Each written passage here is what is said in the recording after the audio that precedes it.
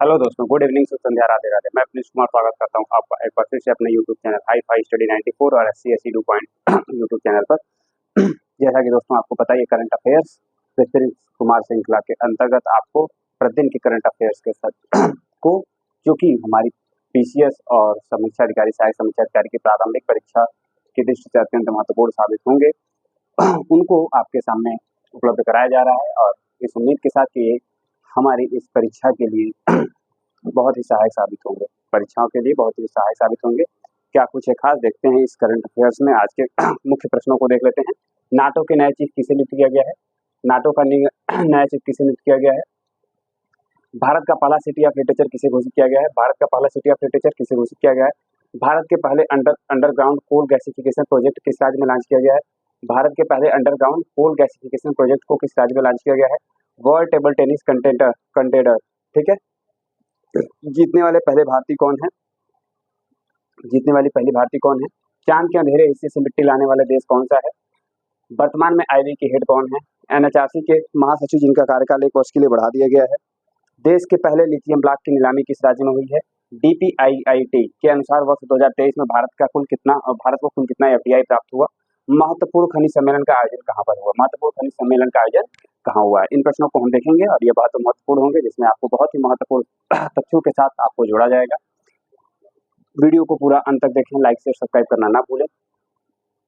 इससे पहले वीडियो को शुरू करें, आज का मोटिवेशन समय और अवसर दोनों ही अत्यंत महत्वपूर्ण है। समय और अवसर दोनों ही महत्वपूर्ण हैं, दोनों को गंवाना नहीं चाहिए। यानी अगर अवसर मिला हुआ है तो अवसर को चूकिए मत, और समय मिला हुआ तो समय को व्यर्थ मत गंवाइए।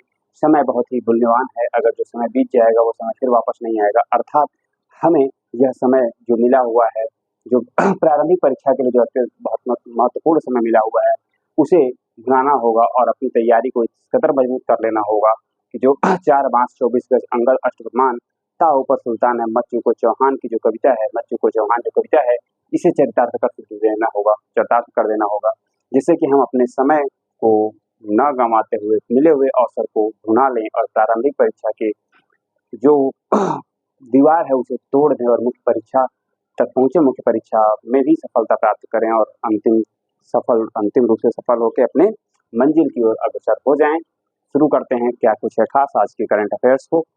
चलिए शुरू करते हैं। पहला प्रश्न क्या है? नाटो के नए चीफ किसे नियुक्त किया है? नाटो का नया चीफ किसे नियुक्त किया गया है? Mark root. नाटो का नया चीफ किसे नियुक्त किया गया है? मार्क रूट को नियुक्त किया गया। नाटो का नया चीफ किसे बनाया गया? मार्क रूट को बनाया गया। किसे बनाया गया है? मार्क रूट, ठीक है जी हाँ दोस्तों, मार्क रूट। नाटो का नया चीफ किसे बनाया गया है? मार्क रूट को बनाया गया है। मार्क रूट इससे पहले प्रधानमंत्री रहे हैं। मार्क रूट इससे पहले डच प्रधानमंत्री, नीदरलैंड के प्रधानमंत्री हैं। मार्क रूट किसके प्रधानमंत्री थे? नीदरलैंड के प्रधानमंत्री हैं, ठीक है, नीदरलैंड के प्रधानमंत्री थे, ठीक, नीदरलैंड के पीएम हैं, ठीक है, नीदरलैंड के पीएम हैं। नीदरलैंड जिसकी राजधानी है एम्स्टर्डम। नीदरलैंड जिसकी राजधानी क्या है? एम्स्टर्डम। नीदरलैंड जिसकी राजधानी क्या है? एम्स्टर्डम। याद होगा आपको दोस्तों, मैंने बताया था बेनिलक्स, बेल्जियम, नीदरलैंड और लग्जमबर्ग। बेल्जियम, नीदरलैंड और लग्जमबर्ग, ये 3 देश ऐसे हैं जो समुद्र तल से नीचे स्थित है। किससे? समुद्र तल से नीचे स्थित देश हैं। बेनिलक्स, यानी बेनिलक्स कोड याद रखेंगे, बेल्जियम, नीदरलैंड और लग्जमबर्ग। बेल्जियम, नीदरलैंड और लग्जमबर्ग। तो नीदरलैंड के जो प्रधानमंत्री हैं, नीदरलैंड के प्रधानमंत्री मार्क रूट, उन्हें नाटो का नया चीफ नियुक्त किया गया है। नाटो जिसकी स्थापना हुई थी 1949 में। नाटो जिसकी स्थापना कब हुई थी? 1949 में। नाटो की स्थापना कब हुई थी? 1949 में। NATO, NATO, North Atlantic Treaty Organisation, जिसकी स्थापना कब हुई थी? 1949 में। किस संधि के द्वारा? तो वाशिंगटन संधि के द्वारा। किस संधि के द्वारा? वाशिंगटन संधि।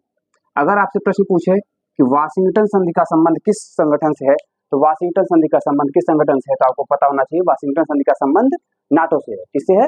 नाटो से। नॉर्थ अटलांटिक ट्रीटी ऑर्गेनाइजेशन, जिसकी स्थापना 1949 में हुई थी। नॉर्थ अटलांटिक ट्रीटी ऑर्गेनाइजेशन जिसकी स्थापना कब हुई थी? 1949 में हुई थी। इसमें वाशिंगटन संधि का उल्लेख है। वाशिंगटन संधि के द्वारा नाटो की स्थापना की गई थी। नाटो जो है शीत युद्ध के दौरान पूर्व जो पश्चिमी यूरोप के राष्ट्र हैं, उनकी सुरक्षा के लिए गठित एक सैन्य संगठन है। क्या है? गठित एक सैन्य संगठन है। नाटो में सदस्य देशों की संख्या कुल कितनी है? 32 है। नाटो में सदस्य देशों की संख्या कुल कितनी है? 32 है, ठीक है, 32, जिसमें जो स्वीडन और फिनलैंड, ठीक है, स्वीडन और फिनलैंड हाल ही में शामिल होने वाले देश हैं स्वीडन और फिनलैंड हाल में शामिल होने वाले देश हैं स्वीडन और फिनलैंड। स्वीडन और फिनलैंड हाल में शामिल होने वाले देश हैं स्वीडन और फिनलैंड। ठीक है, फिनलैंड जिसकी राजधानी हेलेंसिकी, फिनलैंड जिसकी राजधानी क्या है हेलेंसिकी, और स्वीडन जिसकी राजधानी क्या है आपको बताना है कमेंट बॉक्स में, स्वीडन स्वीडन। ठीक है, फिर नाटो में 32 सदस्य देश हैं जिसमें स्वीडन और फिनलैंड नए सदस्य शामिल हुए थे, नए सदस्य शामिल हुए थे। नाटो जिसकी स्थापना 1949 में हुई थी। नाटो के नए हेड बनाए गए हैं मार्क रूट जो नीदरलैंड के प्रधानमंत्री हैं। नाटो जिसका मुख्यालय है बेल्जियम की राजधानी ब्रुसेल्स में। नाटो जिसका मुख्यालय कहाँ पे है बेल्जियम की राजधानी, मुख्यालय कहाँ पे है बेल्जियम की राजधानी ब्रुसेल्स में। मुख्यालय कहाँ पे है ब्रुसेल्स में। मुख्यालय कहाँ पे है ब्रुसेल्स में। मुख्यालय कहाँ पे है नाटो जिसकी मुख्यालय कहाँ पे है ब्रुसेल्स में। नाटो का मुख्यालय कहाँ पे है ब्रुसेल्स में। याद रखिएगा दोस्तों, नाटो का मुख्यालय कहाँ पे है ब्रुसेल्स में है। नाटो के प्रत्युत्तर में रूस के नेतृत्व में, नाटो का नेतृत्व यूएसए करता है। नाटो का नेतृत्व कौन करता है यूएसए करता है। इसमें 32 सदस्य देश हैं, जबकि इसके प्रत्युत्तर में 1954 में वार्सा वार्सा पैक्ट हुआ था। वार्सा पैक्ट और वार्सा पैक्ट के द्वारा एक संगठन खड़ा किया गया था जो कि नाटो के प्रत्युत्तर में था। रूस नेतृत्व करता है और ये पूर्वी यूरोप के देशों को सुरक्षा प्रदान करने का काम करता है। वार्सा जो है वार्सा संगठन का गठन 1954 में हुआ था और वार्सा पैक्ट था। पोलैंड की राजधानी है वार्सा, वार्सा में ये पैक्ट हुआ था और वार्सा संगठन की स्थापना हुई थी। वार्सा संगठन के द्वारा ही क्या किया जाता है नाटो और वार्सा दोनों एक दूसरे के प्रत्युत्तर में खड़े तैयार संगठन थे। ठीक है, जिसमें नाटो का नेतृत्व करता है यूएसए और वार्सा का नेतृत्व करता है रूस। वार्सा का नेतृत्व करता कौन है रूस। वार्सा का नेतृत्व करता कौन है रूस। वार्सा का नेतृत्व करता कौन है रूस है। ठीक है दोस्तों, याद रखिएगा, ये बहुत ही महत्वपूर्ण प्रश्न हो सकता है नाटो। ठीक है, नाटो के बारे में मैंने आपको बहुत महत्वपूर्ण चीज बता दी है।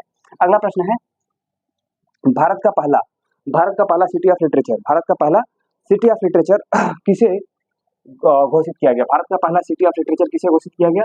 जी हाँ दोस्तों, भारत का पहला सिटी ऑफ लिटरेचर किसे घोषित किया गया इसे याद रखिएगा।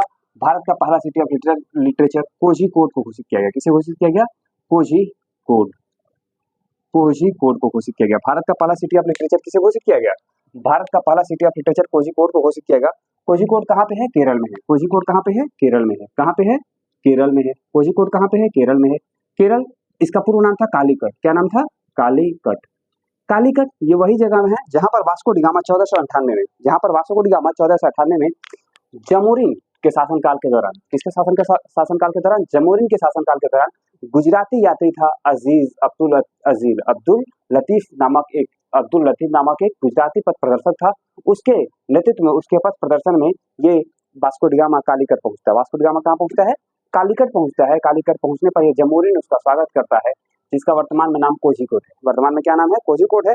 और कोझिकोड को भारत का पहला सिटी ऑफ लिटरेचर घोषित किया गया है। भारत का पहला सिटी ऑफ लिटरेचर किसे घोषित किया गया है कोझिकोड को घोषित किया गया। भारत का पहला सिटी ऑफ लिटरेचर किसे घोषित किया गया है कोझिकोड को घोषित किया गया है। भारत का पहला सिटी ऑफ लिटरेचर किसे घोषित किया गया है कोझिकोड को घोषित किया गया। जरूर दोस्तों याद रखिएगा, भारत का पहला सिटी ऑफ लिटरेचर किसे घोषित किया गया है कोझिकोड को घोषित किया गया है। तो कोझिकोड को सिटी ऑफ लिटरेचर किसने घोषित किया है इसे यूनेस्को ने घोषित किया। किसने किया है UNESCO,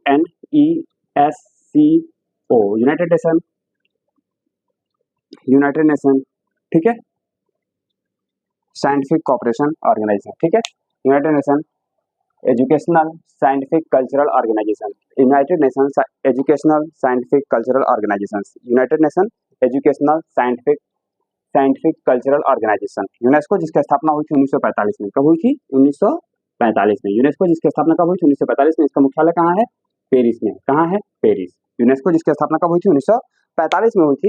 यूनेस्को जिसकी स्थापना कब हुई थी 1945 में हुई थी। ठीक है, यूनेस्को के द्वारा जो मैन एंड बायोस्फीयर रिजर्व घोषित किया जाता है। यूनेस्को के द्वारा जो मैन एंड बायोस्फीयर रिजर्व घोषित किया जाता है, यूनेस्को के द्वारा घोषित मैन एंड बायोस्फीयर रिजर्व में भारत के 12 बायोस्फीयर रिजर्व हैं। वैसे भारत में जो बायोस्फीयर रिजर्व की संख्या है वो है 18 है। बायोस्फीयर रिजर्व की संख्या कितनी है 18 है। लेकिन यूनेस्को के द्वारा यूनेस्को की सूची में शामिल जो मैन एंड बायोस्फीयर है वो है 12। वो कौन है 12। पहला है नीलगिरी और अंतिम है पन्ना। पहला है नीलगिरी और अंतिम है पन्ना। यानी पहला जो यूनेस्को का मैन एंड बायोस्फीयर मैप है वो नीलगिरी है। नीलगिरी तमिलनाडु में है। ठीक है, नीलगिरी कहाँ पे तमिलनाडु में है। और दूसरा जो है जो अंतिम है पन्ना। पन्ना मध्य प्रदेश में। पन्ना कहाँ है मध्य प्रदेश में। पन्ना कहाँ है मध्य प्रदेश में। ठीक है दोस्तों, याद रखिएगा। फिर यूनेस्को के द्वारा अमूर्त सांस्कृतिक जो धरोहर घोषित किया जाता है, अमूर्त सांस्कृतिक विरासत घोषित किया जाता है, जिसमें कुल 42 है। कितने हैं 42 अमूर्त जो विरासत घोषित किया जाता है विरासत, तो 42 है। 42 में से आपको पता ही है धौलावीरा और राखी गढ़ी, धौलावीरा और राखी गढ़ी ये शामिल किया गया था। रामप्पा मंदिर भी शामिल किया जा चुका है और विश्व भारती शांति विश्व भारती को भी शामिल किया जा चुका है, ठीक है। और हाल ही में जो कल्चरल रूप से शामिल किया गया अमूर्त, उसमें जो 15वां है वो गरबा, गुजरात का गरबा को शामिल कर दिया गया है। 15वां जो है गुजरात का गरबा शामिल कर दिया यूनेस्को में, ठीक है। दोस्तों याद रखिएगा, यूनेस्को से संबंधित आपको महत्वपूर्ण जो बहुत सारे महत्वपूर्ण तथ्य हैं आपको उपलब्ध करा दिए हैं, उसे जरूर अपनी कॉपी में नोट डाउन करिएगा, भूलिएगा नहीं, कोई भी तथ्य भूलने का प्रयास ना कीजिएगा। अगर आपको लगता हो कि वीडियो बहुत तेज है तो आप वीडियो की स्पीड स्लो कर लीजिएगा, आवाज को थोड़ा सा स्लो कर सकते हैं आप, ठीक है। बढ़ते हैं आगे। भारत के पहले अंडरग्राउंड कोल गैसिफिकेशन प्रोजेक्ट को किस राज्य में लॉन्च किया गया है? भारत के पहले अंडरग्राउंड कोल गैसिफिकेशन प्रोजेक्ट को किस राज्य में लॉन्च किया गया है? तो भारत के पहले अंडरग्राउंड कोल गैसिफिकेशन प्रोजेक्ट को लॉन्च किया गया झारखंड के जामताड़ा जिले में। कहाँ लॉन्च किया गया है? झारखंड के जामताड़ा में। कहाँ लॉन्च किया गया है? झारखंड के जामताड़ा में लॉन्च किया गया। कहाँ लॉन्च किया गया है? झारखंड के जामताड़ा में लॉन्च किया गया है। और ये कास्ता कोल प्रोजेक्ट है, कास्ता कोल ब्लॉक है। कौन सा कोल ब्लॉक है? कास्ता कोल ब्लॉक में। कहाँ पे? कास्ता कोल ब्लॉक, कास्ता कोल ब्लॉक। कौन से कोल ब्लॉक में? कास्ता कोल ब्लॉक में इसको लॉन्च किया गया है। कास्ता कोल ब्लॉक में लॉन्च किया गया है। और इसे कोल इंडिया की जो सब्सिडियरी कंपनी है ECL को दिया गया है। किसे दिया गया है? ECL को दिया गया है। अब जान लीजिए तो कोयला गैसिफिकेशन क्या होता है? कोल गैसिफिकेशन क्या होता है? जो कोयला होता है, कोयले को महत्वपूर्ण गैसों में बदला जाता है, जिसमें मीथेन है, कार्बन डाइऑक्साइड है, कार्बन मोनोऑक्साइड है, हाइड्रोजन है, ठीक है। तो कोयला गैसिफिकेशन से तात्पर्य क्या है कि कोयले को विभिन्न प्रयोगों के द्वारा, विभिन्न तकनीकों का प्रयोग करते हुए इसे गैस के रूप में बदला जाएगा, जिसमें मीथेन होगा, हाइड्रोजन होगा, कार्बन मोनोऑक्साइड होगा, कार्बन डाइऑक्साइड होगा। इसमें चेंज करके इसका अलग रूप से वाणिज्यिक उपयोग किया जाएगा, इसका अलग तरीके से वाणिज्यिक रूप से इसका उपयोग किया जाएगा। जी हाँ दोस्तों, याद रखिएगा। तो भारत के पहले कोल गैसिफिकेशन प्रोजेक्ट को किस राज्य में लॉन्च किया गया है? वो झारखंड के जामताड़ा में लॉन्च किया गया। कहाँ लॉन्च किया गया है? झारखंड के जामताड़ा में लॉन्च किया गया है। कौन से कोल ब्लॉक में लॉन्च किया गया है? कास्ता कोल ब्लॉक में लॉन्च किया गया। किसमें लॉन्च किया गया है? कास्ता कोल ब्लॉक में लॉन्च किया गया। कहाँ लॉन्च किया गया है?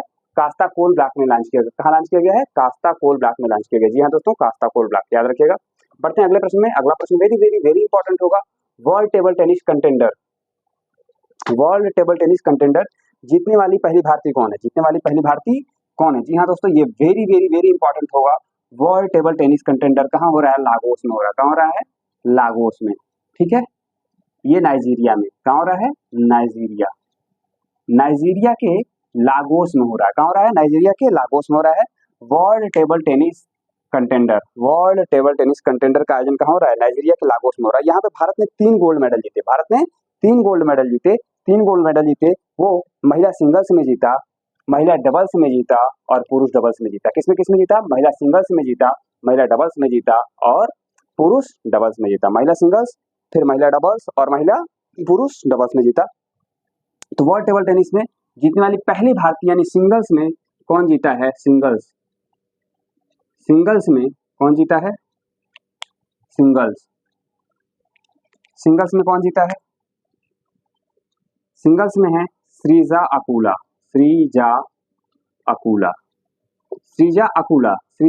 ने चीन की डिंग यीजी को, किसको? डिंग यीजी, चीन की डिंग यीजी को हराया। किसको हराया? श्रीजा अकुला ने सिंगल्स में, चीन की डिंग यीजी को हरा दिया और गोल्ड मेडल जीत लिया, ठीक है। अब डबल्स में, महिला डबल्स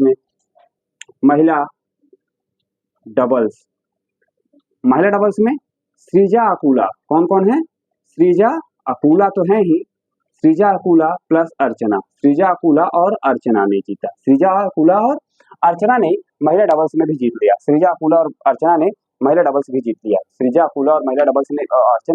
अकुला और अर्चना ने डबल्स में गोल्ड मेडल जीत लिया। किसमें जीत लिया? डबल्स में गोल्ड मेडल जीत लिया। किसमें जीत लिया? डबल्स में गोल्ड मेडल जीत लिया, ठीक है।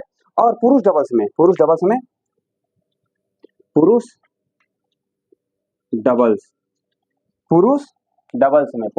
किसने जीता? पुरुष डबल्स में जीता हरमीत देसाई और मानव ठक्कर ने। किसने जीता? हरमीत देसाई और मानव ठक्कर। हरमीत देसाई और मानव ठक्कर ने नाइजीरिया के ही ओलाजीदे और सोलांके को हरा के किसको हराया? हरमीत देसाई और मानव ठक्कर ने किसको हराया? ओलाजीदे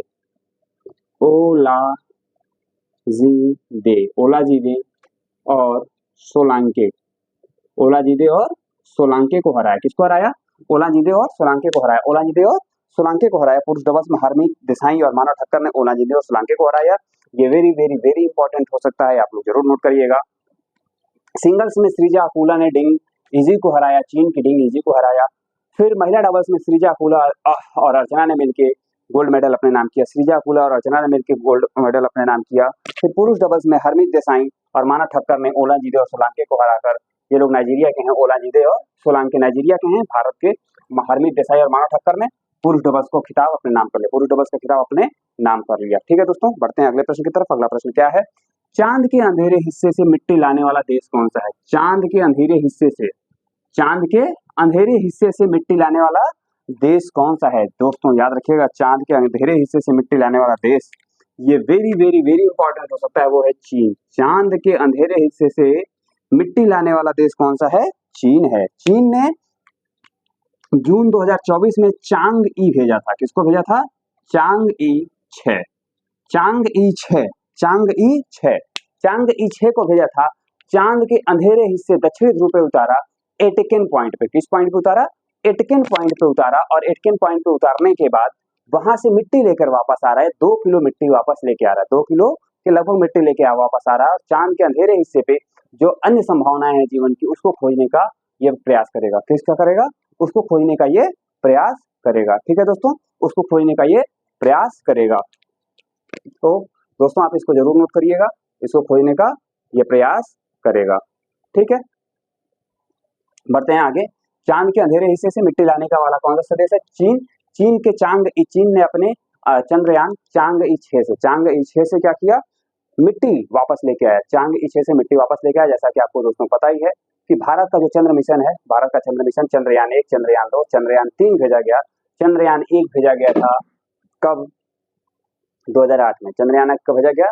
2008 में भेजा गया, जो 22 अक्टूबर को भेजा गया था और 5 नवंबर को पहुंचा था। कब पहुंचा था? 22 अक्टूबर 2008 को भेजा गया था, 5 नवंबर 2008 को पहुंच गया था। फिर चंद्रयान 2 कब भेजा गया? 2019 में भेजा गया। चंद्रयान 2 कब भेजा गया?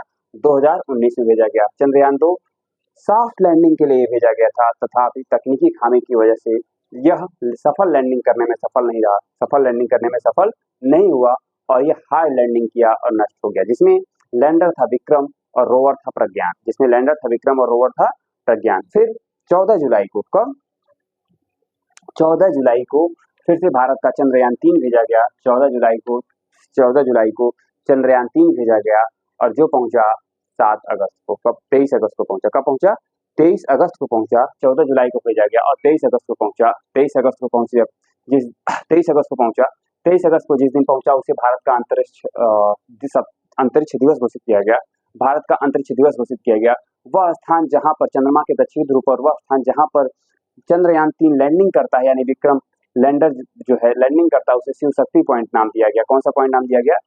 शिव शक्ति पॉइंट नाम दिया गया। रोवर प्रज्ञान वहां पर 14 दिनों तक लगातार काम करके विभिन्न जो सूचनाएं एकत्रित किया और भारत की तरफ भेजा रोवर प्रज्ञान ने। ठीक है, तो भारत का यह सफल चंद्र मिशन था, भारत का सफल चंद्रयान मिशन था, चंद्र मिशन था, जो तीसरा था। किंतु चीन इससे भी एक कदम आगे बढ़ते हुए दक्षिणी ध्रुव के अंधेरे हिस्से पर अपने यान को उतारने में सफलता प्राप्त की, एटकेन पॉइंट पर। और एटकेन पॉइंट पर सफलता प्राप्त करने के बाद वहां से मिट्टी लेकर वापस आ गया है। और ये बहुत ही महत्वपूर्ण प्रश्न हो सकता है, चांग ई 6। ठीक है दोस्तों, बढ़ते हैं अगले प्रश्न की तरफ। वर्तमान में आईबी की हेड कौन है? तपन डेका। वर्तमान में आईबी की हेड कौन है? तपन डेका। वर्तमान में आईबी की हेड है तपन डेका। जी हाँ दोस्तों, तपन डेका का कार्यकाल 1 वर्ष के लिए बढ़ा दिया गया। तपन डेका का कार्यकाल 1 वर्ष के लिए बढ़ा दिया गया। जी हाँ दोस्तों, याद रखिएगा, तपन डेका का कार्यकाल 1 वर्ष के लिए बढ़ा दिया गया। ये हमारे लिए इंपॉर्टेंट नहीं होगा कि तपन डेका का कार्यकाल 1 वर्ष के लिए बढ़ा दिया गया, जैसा कि आपको पता होना चाहिए। अगर आप प्रीवियस ईयर के 10 सालों का प्रश्न सॉल्व करेंगे तो आईबी, रा और ये जो महत्वपूर्ण जो खुफिया एजेंसियां और इन सब के जो निदेशक हैं, इनकी जो नियुक्तियां होती हैं, इससे बारे में प्रश्न बहुत कम पूछते हैं। हमें इसरो, डीआरडीओ के जो चेयरमैन हैं, इनसे प्रश्न देखने को मिलते हैं। तो इनसे जो एक्सटेंशन है, कार्यकाल का एक्सटेंशन है, वो प्रश्न हमें नहीं देखने को मिलेगा। लेकिन प्रश्न ये बन सकता है कि आईबी की स्थापना कब हुई थी? आईबी की स्थापना कब हुई थी? तो आईबी की स्थापना हुई थी 1887 में। जी हाँ दोस्तों, आईबी की स्थापना हुई थी 1887 में। अंग्रेजों के समय में आईबी की स्थापना की गई थी और ये पहले आईबी के नाम से ना जाना जाके एक दूसरे संगठन के रूप में जाना जाता था। तब भी ये खुफिया आसूचना ब्यूरो के नाम से जाना जाता था, आसूचना ब्यूरो के नाम से जाना जाता था। ठीक है। फिर 1947 में जब भारत आजाद हो जाता है तो फिर इसे आईबी का नाम दिया जाता है, भारत का इंटेलिजेंस ब्यूरो है। ये भारत में आंतरिक स्तर पर, आंतरिक रूप से जो खुफिया जानकारी है उसे एकत्रित करने के लिए जिम्मेदार है। आईबी की स्थापना 1887 में होती है। आईबी की स्थापना कब होती है? 1887 में होती है। फिर आज हम इस वीडियो में बहुत सारे महत्वपूर्ण चीजों को देख लेते हैं। गृह मंत्रालय, मिनिस्ट्री ऑफ होम अफेयर्स, गृह मंत्रालय। गृह मंत्रालय की स्थापना होती है 15 अगस्त 1947 को। गृह मंत्रालय की स्थापना कब होती है? 15 अगस्त 1947 होती है। याद रखिएगा दोस्तों, आईबी 1887 में होती है, फिर गृह मंत्रालय की स्थापना होती है 15 अगस्त 1947 को। 15 अगस्त 1947 को। 15 अगस्त 1947 के बाद जिस एक महत्वपूर्ण संगठन का स्थापना होती है वो ईडी, जिसे हम बोलते हैं प्रवर्तन निदेशालय। क्या बोलते हैं?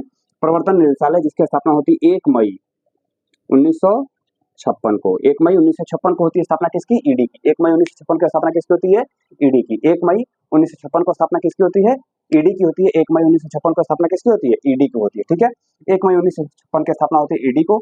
ईडी के बाद स्थापित होने वाला जो भारत का महत्वपूर्ण जांच ब्यूरो है, जिसका नाम है सीबीआई। क्या नाम है? सीबीआई। सीबीआई की स्थापना होती है 1 अप्रैल 1963 को। सीबीआई की स्थापना कब होती है? 1 अप्रैल 1963 को। सीबीआई की स्थापना कब होती है? 1 अप्रैल 1963 को। सीबीआई की स्थापना कब होती है?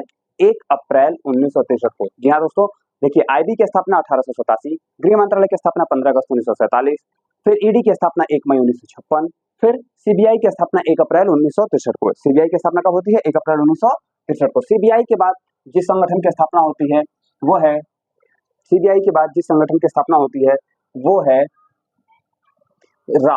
वो है क्या? रा। वो क्या है? रा है। सीबीआई के बाद जिस संगठन की स्थापना होती है रा, जिसकी स्थापना होती है 1968 में। कब होती है? 1968 में। कब होती है? 1968 में। सीबीआई के बाद जिस संगठन की स्थापना होती है उसकी स्थापना कब होती है? 1968 में। 21 सितंबर 1968 को। कब होती है? 21 सितंबर 1968 को। रा की स्थापना कब होती है? Research and analysis bureau. Research and analysis bureau की स्थापना कब होती है? 21 सितंबर 1963 को। 21 सितंबर 1968 को होती है। 21 सितंबर 1968 को होती है किसकी स्थापना? रा की स्थापना होती है। 21 सितंबर 1968 को होती है किसकी स्थापना? रा की स्थापना होती है। 21 सितंबर 1968 को होती है किसकी स्थापना? रा की स्थापना होती है। 21 सितंबर 1968 की किसकी स्थापना होती है? रा। जो रा है ये भारत के बाहर खुफिया जानकारियों को एकत्रित करने का काम करती है। भारत के बाहर खुफिया जानकारियों को एकत्रित करने का काम कौन करती है? रिसर्च एनालिसिस ब्यूरो विंग्स करती है। रिसर्च एंड एनालिसिस विंग्स करती है। रिसर्च एंड एनालिसिस विंग करती है। रा के बाद जिस महत्वपूर्ण संगठन की स्थापना होती है भारत में, रा के बाद जिस महत्वपूर्ण संगठन की स्थापना होती है वो है एनआईए। वो क्या है? एनआईए। कौन है? एनआईए। एनआईए की स्थापना होती है 31 दिसंबर 2008 को। एनआईए की स्थापना कब होती है? 31 दिसंबर 2008 को। 31 दिसंबर 2008 को। एनआईए आतंकवाद से जुड़ी हुई गतिविधियों को, आतंकवाद से जुड़ी हुई गतिविधियों पर रोकथाम लगाने के लिए एनआईए की स्थापना की जाती है। आतंकवाद से जुड़ी हुई गतिविधियों को रोकथाम के लिए कौन सी स्थापना की जाती है? एनआईए की स्थापना की जाती है। एनआईए की स्थापना होती है 31 दिसंबर 2008 को। एनआईए की स्थापना कब होती है? 31 दिसंबर 2008 को। एनआईए की स्थापना कब होती है? 31 दिसंबर 2008 को। जी हाँ दोस्तों, याद रखिएगा ये महत्वपूर्ण जो हमारे संगठन है, जो जांच एजेंसियां हैं, उनके बारे में हमने आपको उपलब्ध करा दिया। ये बहुत ही महत्वपूर्ण जानकारी है, आप जरूर याद रखिएगा। ठीक है, ये बहुत महत्वपूर्ण जानकारी है, इसे जरूर याद रखिएगा। फिर बढ़ते हैं अगले प्रश्न की तरफ। बढ़ते हैं अगले प्रश्न की तरफ। बढ़ते हैं अगले प्रश्न की तरफ। अगला प्रश्न क्या है?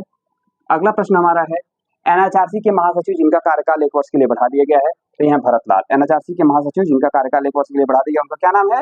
भरत लाल है। क्या नाम है? भरत लाल। भरत लाल का कार्यकाल 1 वर्ष के लिए बढ़ा दिया गया है। जी हाँ दोस्तों, एनएचआरसी के महासचिव हैं भरत लाल, जिनका कार्यकाल 1 वर्ष के लिए बढ़ा दिया गया है। ये हमारे लिए इंपॉर्टेंट नहीं है, हमारे लिए इंपॉर्टेंट ये नहीं है। हमारे लिए इंपॉर्टेंट है कि एनएचआरसी की स्थापना कब हुई थी। तो एनएचआरसी की स्थापना 1993 में हुई थी। 1993 के अधिनियम के द्वारा हुई थी। एनएचआरसी की स्थापना 1993 में हुई थी और अधिनियम कब आया था? 1993 में। अधिनियम कब आया था? 1993 में आया था और ये अक्टूबर 1993 में स्थापित हुआ था। अक्टूबर 1993 में स्थापित हुआ था। अक्टूबर 1993 में NHRC national human right commission, national human right commission की स्थापना हुई है 1993 के अधिनियम के तहत 1993 में। 1993 के अधिनियम के तहत 1993 में हुई है। और NHRC के जो पहले अध्यक्ष थे वो कौन थे? तो आपको पता होना चाहिए कि रंगनाथ मिश्रा जी थे। कौन थे? रंगनाथ मिश्रा जी थे। ठीक है, याद रखिएगा, रंगनाथ मिश्रा जी थे। और वर्तमान में कौन है इसे आप जरूर कमेंट बॉक्स में याद करिएगा। और हम एक वीडियो में NHRC के जो सभी अध्यक्ष बने हैं, NHRC के सभी अध्यक्ष जो बने हैं उनको आपको एक कोड में उपलब्ध करा देंगे, जिसमें याद करना बहुत आसान हो जाएगा। महिला आयोग से संबंधित जो कोड है, महिला आयोग कब बना था, महिला आयोग से संबंधित कोड। फिर अनुसूचित जाति अनुसूचित जनजाति आयोग कब बना था, अनुसूचित जनजाति और अनुसूचित जनजाति से संबंधित जो अध्यक्ष हैं उनको एक कोड में देख लिया जाएगा। ठीक है दोस्तों, तो NHRC की स्थापना कब हुई थी? 1993 में हुई थी। और NHRC का अधिनियम कब आया था? 1993 में आया था। ठीक है, अगला प्रश्न देखते हैं। देश के पहले लिथियम ब्लॉक की नीलामी किस राज्य में हुई है? देश के पहले लिथियम ब्लॉक की नीलामी किस राज्य में हुई है? तो छत्तीसगढ़ में हुई है। कहाँ हुई है? छत्तीसगढ़। याद रखिएगा, छत्तीसगढ़। देश के पहले लिथियम ब्लॉक की नीलामी किस जगह पे हुई है? छत्तीसगढ़ में हुई। कहाँ हुई है? छत्तीसगढ़ में हुई है। जी हाँ दोस्तों, याद रखिएगा, देश के पहले लिथियम ब्लॉक की नीलामी कहाँ हुई है? छत्तीसगढ़ में हुई है। देश के पहले लिथियम ब्लॉक की नीलामी कहाँ की गई है? छत्तीसगढ़ में की गई है। ये जरूर याद रखिएगा, लिथियम नीलामी की गई है। कहाँ से नीलामी की गई है? दिल्ली से, लेकिन नीलाम हुआ जहाँ का ब्लॉक, वो लिथियम ब्लॉक कहाँ पे है? छत्तीसगढ़ में। लिथियम ब्लॉक कहाँ पे है? छत्तीसगढ़ में। जिसकी नीलामी हाल ही में की गई है वो है कहाँ पे? छत्तीसगढ़ में। कहाँ की गई है? छत्तीसगढ़ में। अगला वेरी वेरी वेरी इंपॉर्टेंट है, DPIIT। DPIIT के अनुसार वर्ष 2023-24 में भारत को कुल कितना FDI प्राप्त हुआ है? DPIIT के अनुसार वर्ष 2023-24 में, DPIIT के अनुसार 2023-24 में भारत को कुल कितना FDI प्राप्त हुआ है? जी हाँ दोस्तों, भारत को कुल कितना FDI प्राप्त हुआ है? तो 44.42 बिलियन है। कितना है? 44.42 बिलियन डॉलर। 44.42 billion dollar. कितना डॉलर? 44.42 बिलियन डॉलर की FDI प्राप्त हुई है। जी हाँ दोस्तों, वर्ष 2023-24 में भारत को कुल कितनी FDI प्राप्त हुई है? 44.42 बिलियन डॉलर। ये FDI क्या होता है? प्रत्यक्ष विदेशी निवेश। FDI क्या होता है? प्रत्यक्ष विदेशी निवेश। यानी प्रत्यक्ष विदेशी निवेश भारत में कैसे आता है? प्रत्यक्ष विदेशी निवेश भारत में दो तरीके से आता है। एक आता है स्वचालित मार्ग से, एक आता है स्वचालित मार्ग से, और एक आता है सरकारी मार्ग से। एक आता है सरकारी मार्ग से। किससे आता है? एक आता है स्वचालित मार्ग से, एक आता है सरकारी मार्ग से। कैसे आता है? एक आता है स्वचालित। कैसे आता है? एक आता है स्वचालित। ठीक है, स्वचालित। और एक कैसे आता है? सरकारी। एक कैसे आता है? सरकारी। स्वचालित और सरकारी। जो स्वचालित मार्ग होता है इसमें सरकार की अनुमति की आवश्यकता नहीं होती। इसमें सरकार की अनुमति की आवश्यकता नहीं, तो सरकार एक अनुमति प्रकार पहले ही प्रदान कर देती है, और उसके द्वारा विभिन्न जो कंपनियां, विभिन्न मल्टीनेशनल कंपनियां हैं, वो भारत में जो क्षेत्र मान्यता दे दिए गए FDI प्राप्त कर प्रदान करने के लिए स्वचालित मार्ग से, उसमें निवेश कर देती है, उसमें निवेश कर देती हैं। किंतु सरकारी मार्ग से जब FDI आती है, सरकारी मार्ग से जब FDI भारत में आती है, तो उसके लिए सरकार के अनुमोदन की आवश्यकता होती है। सरकार के अनुमोदन की आवश्यकता है। सरकार जब अनुमोदित करेगा तभी उस क्षेत्र में FDI की प्राप्ति होगी, तभी उस क्षेत्र में FDI की प्राप्ति होगी। ठीक है, तो दोस्तों 2023-24 में भारत को कुल कितना FDI प्राप्त हुआ? तो 2023-24 में 44.42 बिलियन डॉलर का हुआ। और वर्ष 2022-23 में, वर्ष 2022-23 में जो भारत को FDI प्राप्त हुआ था 46.43 बिलियन, 46.03 बिलियन डॉलर था। कितना था? 46.03 बिलियन डॉलर था, जो कि यानी 2023-24 में जो FDI प्राप्त हुआ है 2022-23 की तुलना में वो कितना कम है? तो वो है 3.49% कम है। कितना कम है? 3.49% कमी दर्ज की गई। कितनी परसेंट की? 3.49% की, यानी 3.5% की कमी दर्ज की गई है। यानी भारत को FDI जो प्राप्त हुआ है एक वित्त वर्ष के अंतर में, जो वित्त वर्ष के अंतर में जो FDI प्राप्त हुआ है उसमें कितने परसेंट की कमी दर्ज की गई है? तो 3.5% की, यानी 3.49% की कमी दर्ज की गई है। 2022-23 में भारत को FDI प्राप्त हुआ था 46.03 बिलियन डॉलर का। 2023-24 में भारत को FDI प्राप्त हो रहा है 44.43 बिलियन डॉलर का, यानी कमी दर्ज की गई है। और ये कमी आपको पता होना चाहिए कि कमी विभिन्न जो अंतर्राष्ट्रीय स्थितियां बनी हुई हैं, रूस यूक्रेन युद्ध हुआ है, या फिर इजराइल फिलिस्तीन युद्ध चल रहा है, जो विभिन्न अंतर्राष्ट्रीय परिदृश्य हैं, अंतर्राष्ट्रीय परिदृश्यों के कारण, इन विभिन्न अंतर्राष्ट्रीय परिदृश्यों के कारण ऐसी स्थिति बनी है, एफडीआई में कमी दर्ज की गई है, एफडीआई में कमी दर्ज की गई है। ठीक है दोस्तों, तो 2023-24 में अगला इंपॉर्टेंट होगा 2023-24 में 2023-24 में जो एफडीआई की प्राप्ति है, एफडीआई प्राप्ति 2023-24 में एफडीआई की प्राप्ति सर्वाधिक किससे हो रही है, किस देश से हो रही है? तो सर्वाधिक जो एफडीआई की प्राप्ति हो रही है वो हो रही है सिंगापुर से, मॉरिशस से और यूएसए से। किससे हो रही है? सिंगापुर, फिर दूसरे नंबर पे है मॉरिशस और तीसरे नंबर पे है यूएसए। तीसरे नंबर पे कौन है? यूएसए। 2023-24 में एफडीआई की जो प्राप्ति हो रही है किस देश से सर्वाधिक हो रही है? वो सिंगापुर से हो रही है। दूसरे नंबर पे मॉरिशस है और तीसरे नंबर पे कौन सा देश है? यूएसए है। यानी सर्वाधिक भारत में एफडीआई 2023-24 में किस देश से प्राप्त हुआ? तो सिंगापुर से हुआ। यहाँ दोस्तों याद रखिएगा 2023-24 में सर्वाधिक एफडीआई भारत को किस देश से प्राप्त हो रहा है? सिंगापुर से प्राप्त हो रहा है। दूसरे नंबर पे मॉरिशस है और तीसरे नंबर पे यूएसए है। तीसरे नंबर पे कौन है? यूएसए। याद रखिएगा, इसको भूलिएगा मत। और वर्ष 2023-24 में सर्वाधिक एफडीआई किस राज्य को प्राप्त हुआ? तो है महाराष्ट्र। कहाँ है? महाराष्ट्र। और दूसरे नंबर पे है गुजरात। कौन है? गुजरात। दूसरे नंबर पे कौन है? गुजरात है। दूसरे नंबर पे कौन है? गुजरात। दूसरे नंबर पे कौन है? गुजरात। तीसरे नंबर पे कौन है? कर्नाटक। यानी राज्यों में सर्वाधिक एफडीआई किस राज्य को प्राप्त हो रहा है? तो है महाराष्ट्र। राज्यों में सर्वाधिक एफडीआई किस राज्य को प्राप्त हो रहा है? तो महाराष्ट्र को प्राप्त हो रहा है। दूसरे नंबर पे कौन है? दूसरे नंबर पे है गुजरात। दूसरे नंबर पे कौन है? गुजरात है। तीसरे नंबर पे कौन है? कर्नाटक है। यहाँ दोस्तों ये याद रखिएगा, भारत को सर्वाधिक एफडीआई किस राज्य से प्राप्त हो रही है?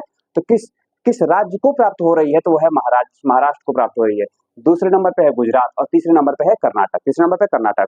भारत को सर्वाधिक एफडीआई किस देश से प्राप्त हो रही है? यानी वर्ष 2023-24 में भारत को सर्वाधिक एफडीआई किस देश से प्राप्त हुआ? तो सिंगापुर है। दूसरे नंबर पे मॉरिशस है। तीसरे नंबर पे यूएसए है। किंतु अगर प्रश्न ये बन जाए कि वर्ष 2000 से लेके 2024 के बीच में, 2024 के बीच में भारत को सर्वाधिक एफडीआई किस देश से प्राप्त हुआ? तो है मॉरिशस से। किससे प्राप्त हुआ है? मॉरिशस से। किससे प्राप्त हुआ है? मॉरिशस, फिर सिंगापुर और फिर यूएसए। यानी अगर बीते 24 सालों का आंकड़ा देखा जाए, बीते 24 सालों का आंकड़ा देखा जाए तो सर्वाधिक एफडीआई मॉरिशस से आया है। बीते 24 सालों में सर्वाधिक एफडीआई किस देश से आ रहा है? तो है मॉरिशस से। कहां से आ रहा है? मॉरिशस से। दूसरे नंबर पे किस देश से आ रहा है? सिंगापुर से। दूसरे नंबर पे किस देश से आ रहा है? सिंगापुर से। जी हाँ दोस्तों याद रखिएगा। तीसरे नंबर पे यूएसए। यानी बीते 24 सालों में सर्वाधिक एफडीआई प्राप्ति हो रही है मॉरिशस से, किंतु वित्त एक वर्ष में, पिछले एक वर्ष में जो सर्वाधिक एफडीआई प्राप्त हुई है वो है सिंगापुर से। किससे हुआ है? सिंगापुर से। बीते एक वर्ष में सर्वाधिक एफडीआई किस राज्य को प्राप्त हुआ है? तो महाराष्ट्र को प्राप्त हुआ है। बीते एक वर्ष में सर्वाधिक एफडीआई किस राज्य को प्राप्त हुआ है? तो महाराष्ट्र को प्राप्त हुआ है। दूसरे नंबर पे गुजरात और तीसरे नंबर पे कौन है? कर्नाटक है। तीसरे नंबर पे कौन है? कर्नाटक है। एफडीआई किससे आती है? दो मार्गों से आती है। एक स्वचालित मार्ग से आती है जिसमें सरकारी अनुमति की आवश्यकता नहीं होती है। सरकार एक बार पहले अनुमति दे चुकी होती है, उसके बाद वो आती रहती है। लेकिन सरकारी जो अनुमति है, सरकारी मार्ग से जब आता है तो उसमें सरकार की पूर्व अनुमति की आवश्यकता होती है। सरकार के बिना पूर्व अनुमति के एफडीआई उस क्षेत्र में नहीं आ सकता है। एफडीआई उस क्षेत्र में नहीं आ सकता है। तो इसे जरूर याद रखिएगा, ये बहुत ही महत्वपूर्ण प्रश्न होगा, बहुत ही महत्वपूर्ण है, बहुत ही इंपॉर्टेंट प्रश्न होगा। ठीक है दोस्तों, बढ़ते हैं अगले प्रश्न की तरफ। अगला प्रश्न क्या है? अगला प्रश्न, महत्वपूर्ण खनिज सम्मेलन का आयोजन कहाँ किया गया? महत्वपूर्ण खनिज सम्मेलन का आयोजन हुआ नई दिल्ली में। महत्वपूर्ण खनिज सम्मेलन का आयोजन कहाँ हुआ? नई दिल्ली में। कहाँ हुआ? नई दिल्ली में। कहाँ हुआ? नई दिल्ली में। इसमें 8 महत्वपूर्ण खनिजों पर चर्चा की गई। किस पर? 8 महत्वपूर्ण खनिजों पर चर्चा की गई। 8 महत्वपूर्ण खनिजों पर चर्चा की गई। जो महत्वपूर्ण खनिज कौन कौन से हैं उसको देख लेते हैं। तो है ग्लूकोनाइट। कौन है? ग्लूकोनाइट। कौन सा है? ग्लूकोनाइट है। लिथियम है, वैनेडियम है, प्लेटिनियम है। ठीक है, प्लेटिनम है, प्लेटिनम, फिर क्रोमियम। कौन सा है? क्रोमियम है। फिर टंगस्टन है, ग्रेफाइट है, टंगस्टन है, ग्रेफाइट है और आरी है, यानी दुर्लभ मृदा धातु। ये दुर्लभ मृदा तत्व हैं। ये 8 तत्व हैं जिनके बारे में चर्चा की गई। किसने? महत्वपूर्ण खनिज सम्मेलन में, महत्वपूर्ण खनिज सम्मेलन में जिन 8 तत्वों के बारे में चर्चा की गई उनका नाम है glauconite, lithium, vanadium, platinum, chromium, tungsten, graphite और दुर्लभ मृदा धातु। दुर्लभ मृदा धातु ये बहुत ही महत्वपूर्ण है, इसे याद रखिएगा। तो महत्वपूर्ण खनिज सम्मेलन का आयोजन कहाँ हुआ? नई दिल्ली में हुआ। महत्वपूर्ण खनिज सम्मेलन का आयोजन कहाँ हुआ? नई दिल्ली में हुआ। जी हाँ दोस्तों, आज के वीडियो में बस इतना ही। मिलते हैं कल एक बार फिर से नए वीडियो में। तब तक के लिए शुभ संध्या, राधे राधे। वीडियो को लाइक शेयर सब्सक्राइब करना ना भूलें। थैंक यू, धन्यवाद।